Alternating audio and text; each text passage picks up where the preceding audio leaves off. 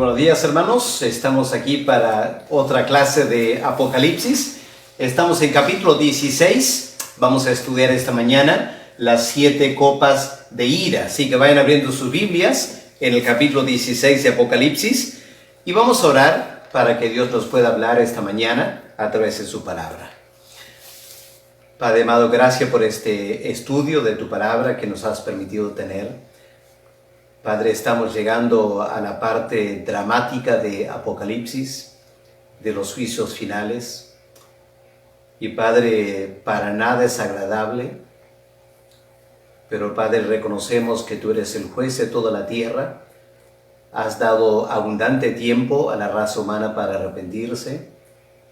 Y ahora, Padre, permítenos estudiar tu palabra con la esperanza, Señor, de que tú eres el juez que harás justicia para este mundo. Acompáñanos ahora, bendícenos al estudiar tu palabra. En el nombre del Señor Jesús. Amén. Amén.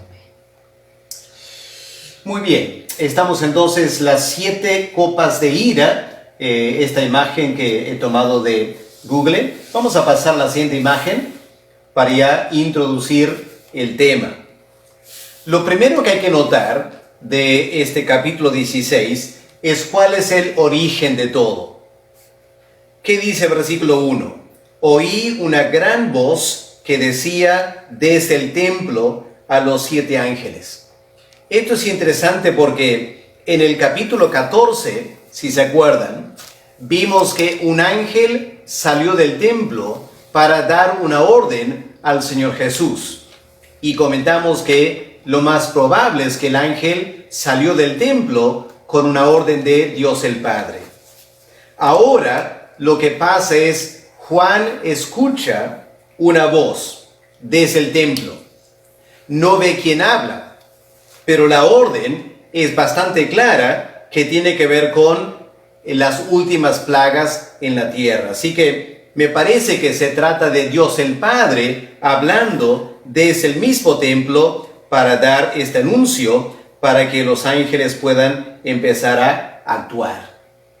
¿Quiénes son los instrumentos de esas 7 copas de ira? Son los ángeles mencionados en el versículo 1. ¿Cuál es la naturaleza de estas copas? Versículo 1 indica que son copas de la ira de Dios.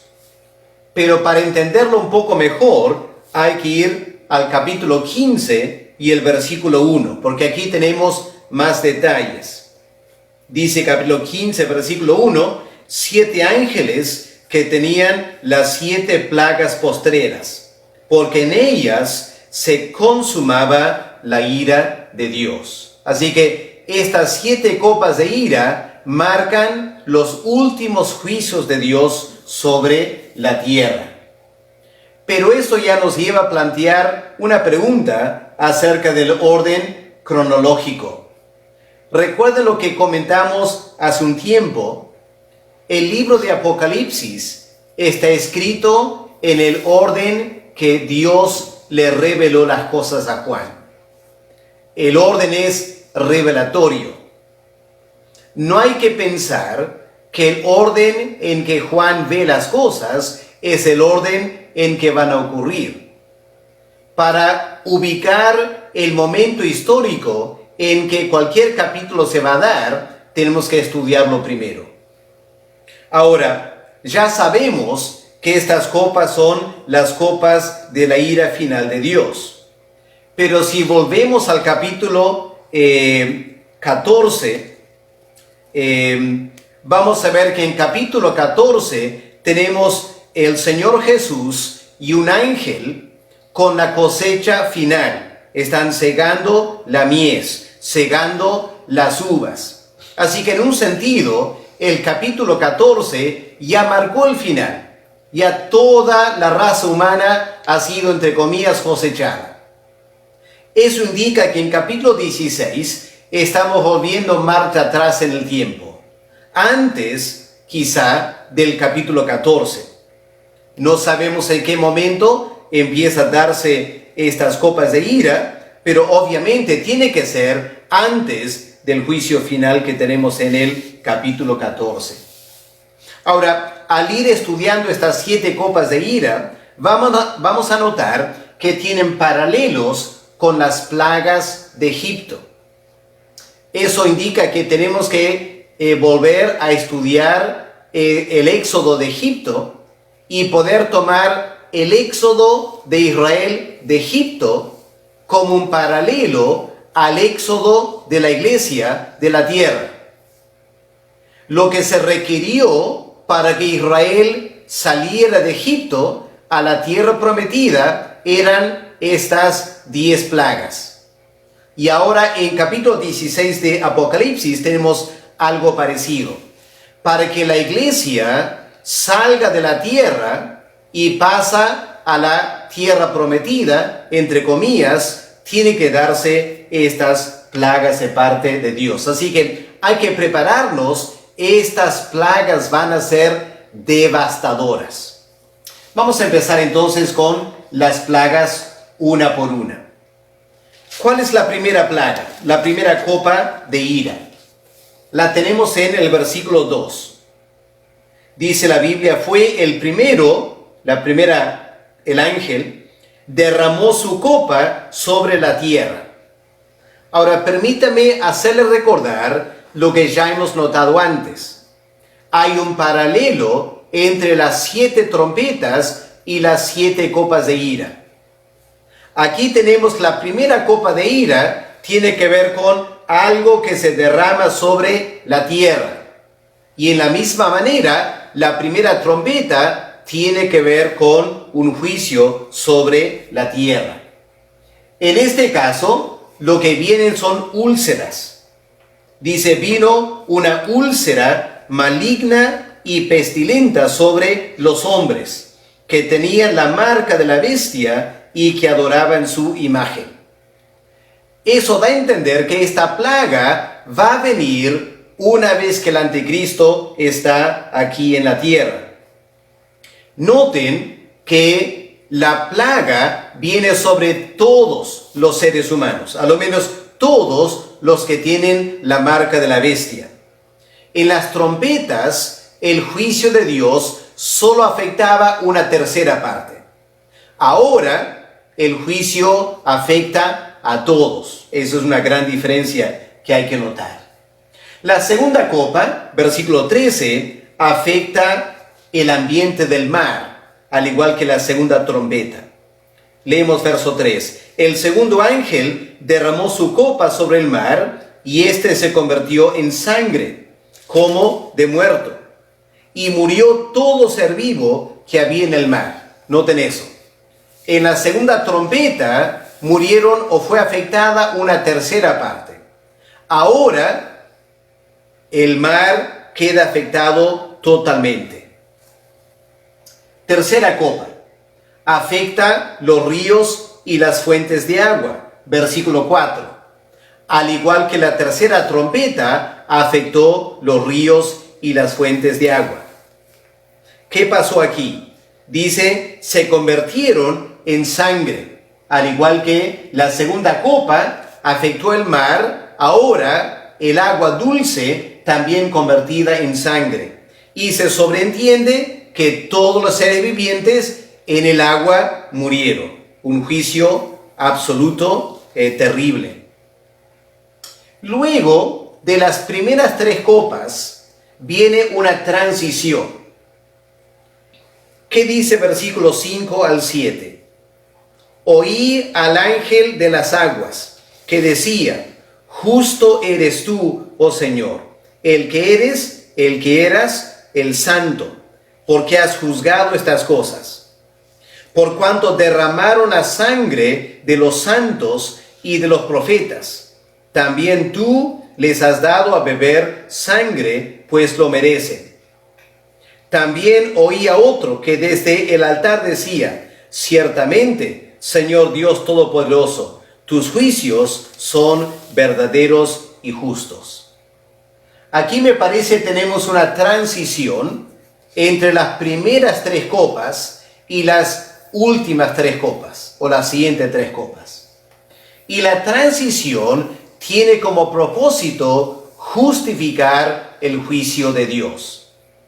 ante la acusación que Dios es demasiado drástico o que Dios es injusto en castigar en esta manera, las personas hablando aquí, los seres angelicales hablando aquí, enfatizan una y otra vez: Dios es justo, Dios es justo, Dios es justo. Pasemos a la siguiente imagen. Ahora vamos a la cuarta copa, versículos 8 a 9.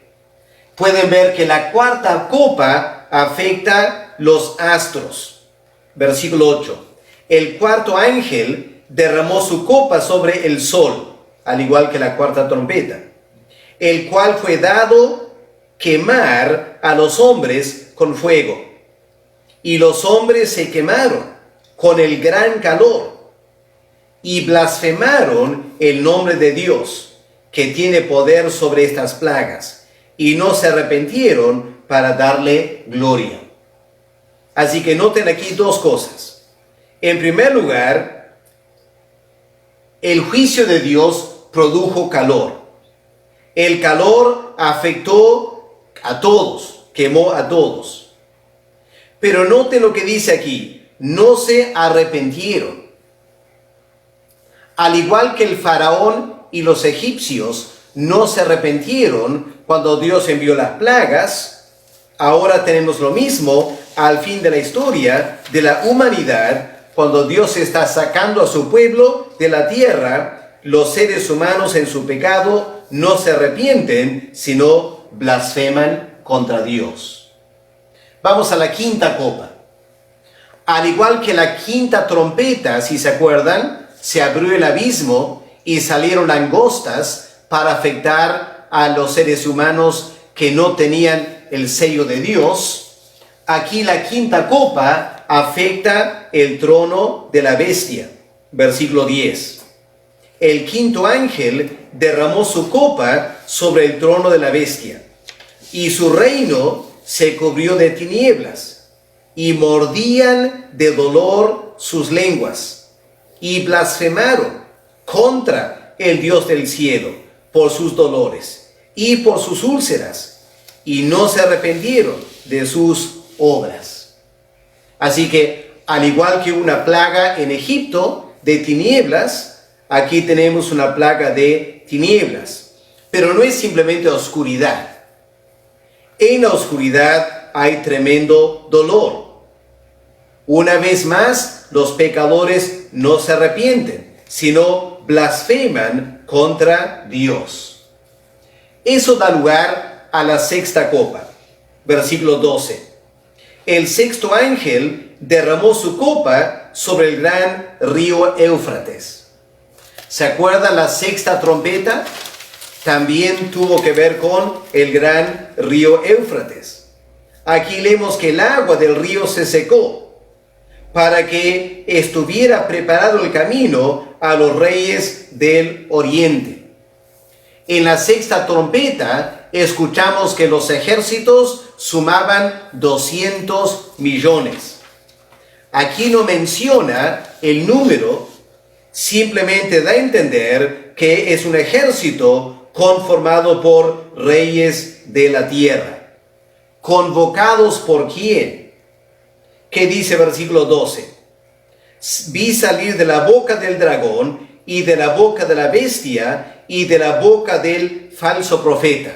Noten, estos tres personajes están presentes ahora. El gran dragón Satanás, la primera bestia, el anticristo, y ahora la segunda bestia, por primera vez, es nombrado como el falso profeta. En capítulo 13, donde se presentó esta segunda bestia, no se usó esta frase, el falso profeta. Recién aparece aquí. Estos tres personajes sueltan tres espíritus inmundos. Versículo 14. Son espíritus de demonios que hacen señales y van a los reyes de la tierra. Ahora se supone que si esto tiene que ver con el río Éufrates, los reyes de la tierra que son llamados serían reyes del oriente. y son llamados a la batalla de aquel gran día del Dios poderoso, el día del fin del mundo. He aquí yo vengo, hablando el Señor Jesús, como ladrón. Bienaventurado el que vela y guarda sus ropas, para que no ande desnudo y vean su vergüenza. Eso parece dar a entender que aún en los últimos tiempos en la tierra habrán algunos verdaderos creyentes, muy pocos por cierto, pero aquí viene esta palabra a ellos: bienaventurado el que vela y guarda sus ropas para no corromperse con todo el pecado de los últimos tiempos. Ahora, estos tres demonios reúnen a los reyes en un lugar muy específico. Aquí tenemos por primera vez el nombre Armagedón, versículo 16. La palabra Armagedón viene del idioma hebreo. ¿Qué significa? La montaña de Megido. Megido era una zona en Palestina donde grandes batallas se han librado a través de los años. En Reyes y en Crónicas leemos de grandes batallas en el valle o el monte de Megido. Ahora, no sabemos si literalmente se va a dar en ese lugar otra vez Armagedón o si es simplemente un nombre simbólico. Pero claramente estamos hablando de ejércitos masivos que se reúnen en los últimos tiempos para como parte del juicio de Dios. Aquí no menciona cuántos murieron, porque ahí termina la descripción, pero en la sexta trompeta leemos que murieron miles o millones de seres humanos. Ahora pasamos a la séptima copa. Esta es muy diferente a la anterior. Versículo 17. El séptimo ángel derramó su copa por el aire y salió una gran voz del templo que decía: hecho está. Nos hace recordar las palabras de Cristo en la cruz cuando dijo: consumado es. En la cruz del Calvario, lo que estaba consumado era nuestra salvación. Aquí, lo que está consumado es la historia del mundo y el juicio de Dios sobre los pecadores aquí en la tierra. Aquí se acaba la historia de la humanidad. No es la primera vez que lo vemos en Apocalipsis, porque en capítulo 6 ya vimos el primer fin del mundo. Más adelante, en capítulo 11, al fin de las 7 trompetas, vimos otra vez el fin del mundo. Ahora tenemos por cuarta vez el fin del mundo, porque me parece que capítulo 14 también describe el fin del mundo. Noten en versículo 18 estas palabras que ya estamos familiarizadas como frases que significan Dios bajando a este mundo para juzgar. Verso 18. Entonces hubo relámpagos y voces y truenos. Lo mismo que Israel vio el monte Sinaí cuando Dios bajó sobre ese monte en Éxodo 19. Aquí también hubo un gran temblor de tierra, un terremoto, cual nunca hubo jamás entre los hombres sobre la tierra. La gran ciudad fue dividida en 3 partes. Las ciudades de las naciones cayeron, y la gran Babilonia vino en memoria delante de Dios. Aquí tenemos en forma simbólica el juicio de Dios sobre la gran Babilonia, presentada como una gran ciudad. No estamos hablando de una ciudad literal, estamos hablando del sistema mundial anticristiano, gobernado por el anticristo durante la última fase de la historia de este mundo. Y Dios interrumpe con tremendos juicios y Dios acaba con la historia de Babilonia. Ahora, ¿qué pasa en versículo 20? Y toda isla huyó y los montes no fueron hallados. Esas palabras las encontramos en capítulo 6 de Apocalipsis, al fin de del sexto sello. Dice, cayó del cielo sobre los hombres un enorme granizo como del peso de un talento, y los hombres blasfemaron contra Dios por la plaga del granizo, porque su plaga fue sobremanera grande. Así que una vez más aquí, por tercera vez creo, menciona que los seres humanos blasfemaron contra Dios. Tristemente, ¿qué encontramos?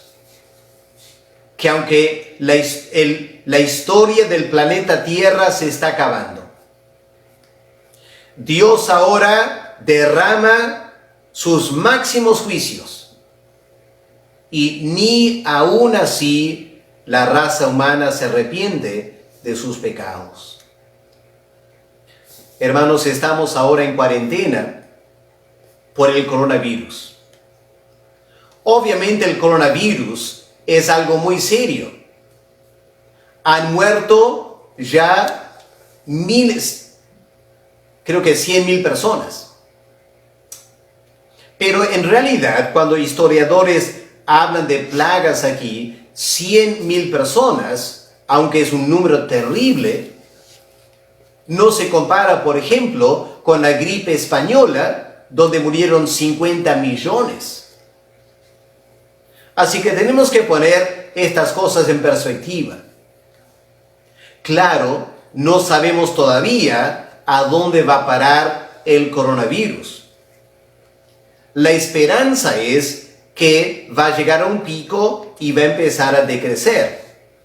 Pero nadie sabe, porque nadie puede anticipar lo que va a venir.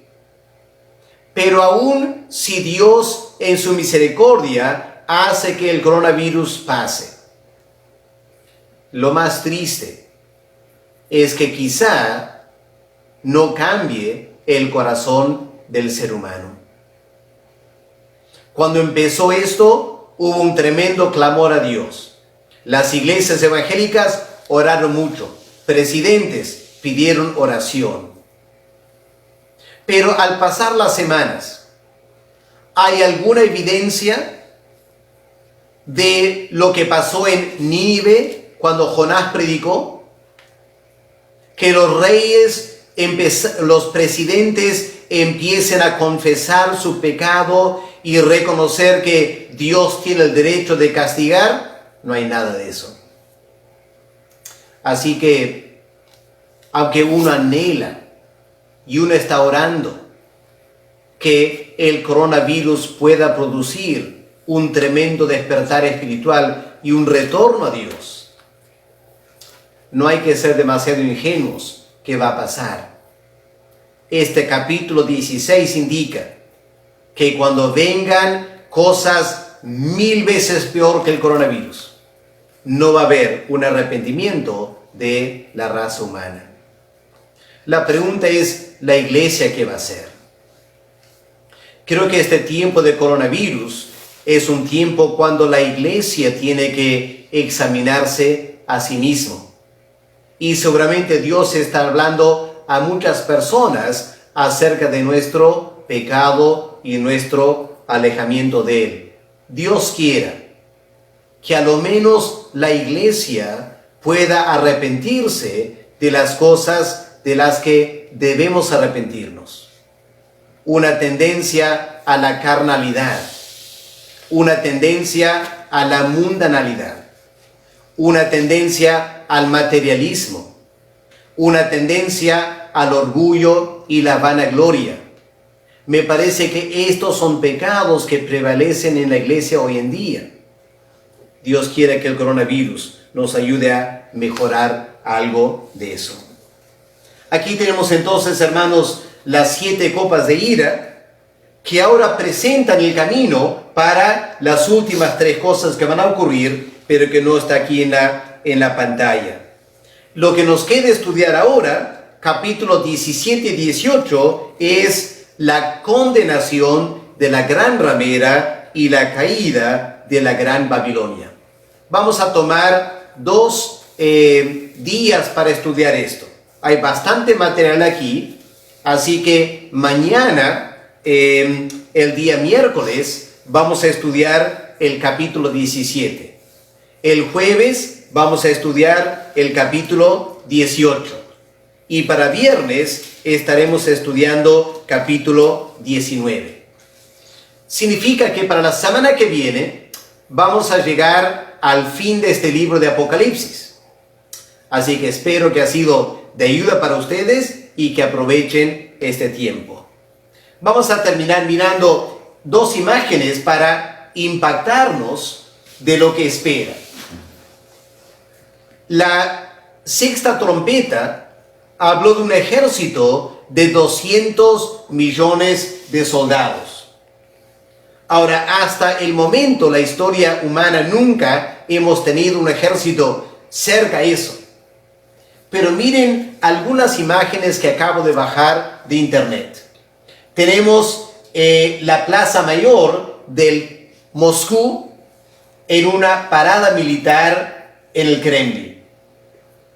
Aquí tenemos misiles de Corea del Norte. Un número incontable de tanques, infantería, soldados caminando por el desierto. O sea, cuando miramos a la China, cuando miramos a Rusia, cuando miramos a Corea, miramos a la India, estamos empezando a ver naciones tan grandes que podrían producir este tamaño de ejército, con todos los tanques, misiles intercontinentales, buques de guerra, submarinos, aviones a chorro y todo lo demás.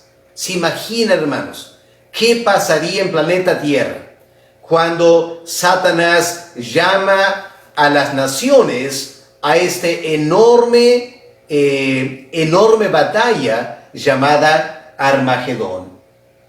¿Cómo terminará? Nadie sabe. Pero miremos esta última imagen. ¿Qué es eso?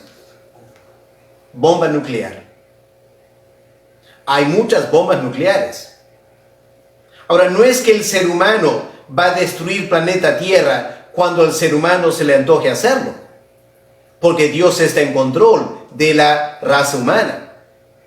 Lo interesante es que en el libro de Segunda de Pedro, el apóstol Pedro habla de los elementos derritiéndose y desarmándose, y todo el planeta Tierra envuelto en llamas, que si bien es cierto está hablando del juicio de Dios, pero cabe la posibilidad que como parte de esta Armagedón habrá una suerte de guerra nuclear, con bombas así, varias bombas así, en los diferentes continentes.